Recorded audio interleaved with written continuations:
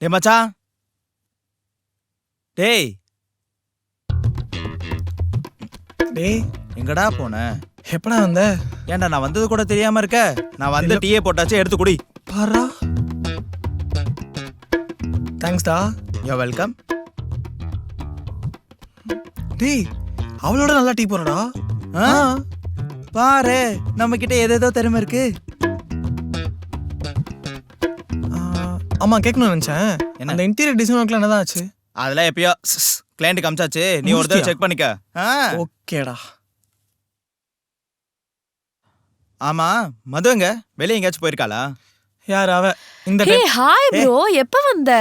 இப்போதான். ஆமா 2 பேரும் எப்பதான் கல்யாணம் பண்ணிக்கலாம்னு ஐடியால இருக்கீங்க?